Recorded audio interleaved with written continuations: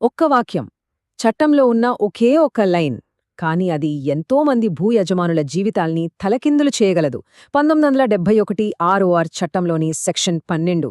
చాలా మామూలుగా కనిపించే ఈ వాక్యం వెనుక ఉన్న అసలు కదేంటో ఈరోజు విశ్లేషణలో వివరంగా చూద్దాం. ఇది చాలా మందికి తెలియని, కాని తెలుసుకోవాల్సిన అత్యంత కీలకమైన అంశం.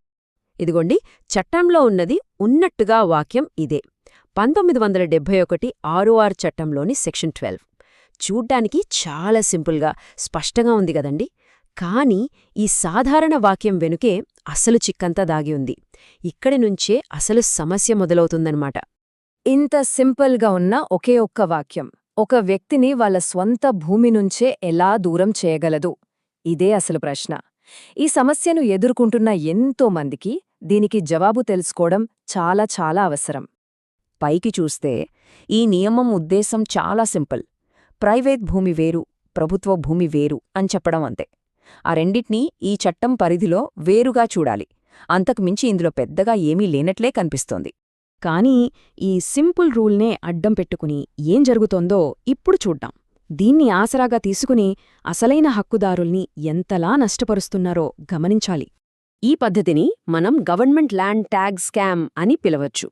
అంటే ఏంటంటే, కొంతమంది అధికారులు సెక్షన్ 12ను ఒక ఆయుధంలా వాడుకొని నిజమైన చట్టబద్ధమైన భూయజమానులను అడ్డుకోవడానికి వేసే ఒక ఎత్తుగడ అన్నమాట. అసలు ఈ స్కామ్ ఎలా పనిచేస్తుందో చూడండి, స్టెప్ బై స్టెప్. మొదట ఏదో ఒక చిన్న ప్రైవేట్ భూవివాదం మొదలవుతుంది. వెంటనే ఒక అధికారి వచ్చి దాన్ని ప్రభుత్వ భూమి అని తప్పుగా ట్యాగ్ చేస్తారు. అంతే, ఒక్కసారి ఆ ట్యాగ్ పడిందంటే ROR చట్టం ప్రకారమున్న దారులన్నీ మూసుకుపోతాయి. చివరికి చేతిలో ఉన్న పాస్బుక్ కూడా పనికి రాకుండా పోతుంది. చూసారా ఎలా ఒక యజమానిని నిస్సహాయ స్థితికి నెట్టేస్తారో? ఇక్కడే మనకు గుండె తరుక్కుపోయే విషయమేంటంటే, మనం ప్రాణం కన్నా ఎక్కువగా భూమికి తిరుగులేని రుజువు అని బలంగా నమ్మే పాస్బుక్ ఒక ఆఫీసర్ నోటిమాటతో చెల్లని కాగితమైపోతుంది. ఆలోచించండి, తరతరాల హక్కుపత్రం కేవలం ఒక ఆరోపణతో చిత్తుకాగితంలా మారిపోవడం ఎంత దారుణమో. సరే, మరిలాంటి పరిస్థితి వస్తే ఏం చెయ్యాలి? ఎలా ఎదుర్కోవాలి? దీనికి మొదటి అత్యంత ముఖ్యమైన అడుగేంటో ఇప్పుడు చూద్దాం. ఇంతన్యాయం జరుగుతుంటే ఎదుర్కోవాలి కదా, ఎలా? ఇప్పుడు నిస్సహాయతను పక్కనబెట్టి ఒక పక్కా ప్లాన్తో ఎలా ముందుకెళ్లాలో తెలుసుకుందాం. ఎందుకంటే దీన్ని ఎదుర్కోవడానికి ఖచ్చితమైన మార్గాలున్నాయి. ఇదిగో, ఈ 4 పాయింట్లని గుర్తుపెట్టుకోండి. ఇది ఒక సమాధానం మాత్రమే కాదు, మనల్ని మనం కాపాడుకునే ఒక కవచం లాంటిది. మొదట వాళ్లతో ఏకీభవించినట్టు మాట్లాడి ఆ తరువాత వాళ్లని సూటిగా ప్రశ్నించాలి. భయపడకుండా ఈ ప్రశ్నలు అడలటమే మన మొదటి విజయం. ఇక్కడ మనం అర్థం చేసుకోవాల్సిన అస్సలు టెక్నిక్ ఇదే. మన భూమి మనదని మనం నిరూపించుకోవాల్సిన అవసరం లేదు. అది ప్రభుత్వ భూమి అని ఆరోపణ చేసిన అధికారే నిరూపించాలి.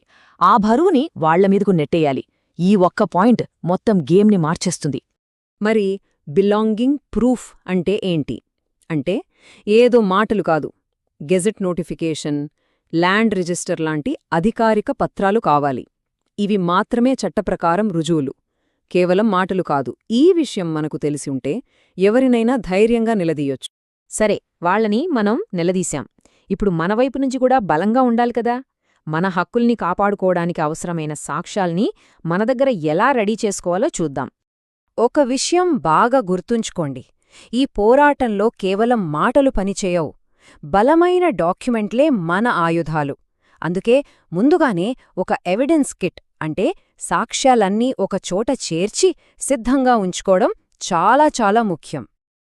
మన కేసుని బలంగా తయారు చేసుకోవాలంటే ఈ డాక్యుమెంట్స్ చాలా అవసరం.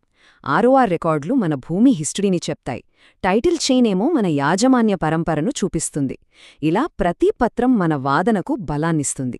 ఇది మన కేసుని నిర్మించడానికి ఒక పక్కా గైడ్ లాంటిది.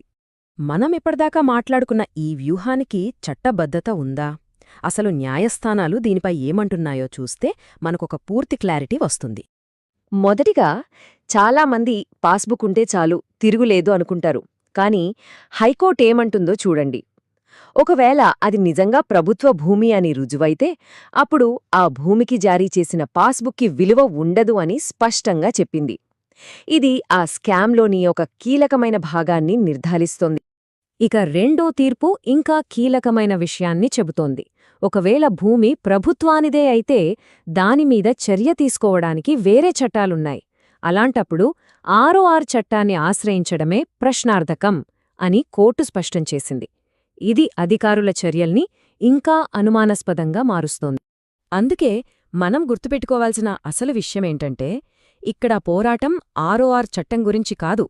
ఆ చట్టాన్ని ప్రయోగించే ముందే అయ్యా ఇది ప్రభుత్వ భూమి అని ముందు నిరూపించండి అని అధికారుణ్ణి నిలదీయడం గురించి.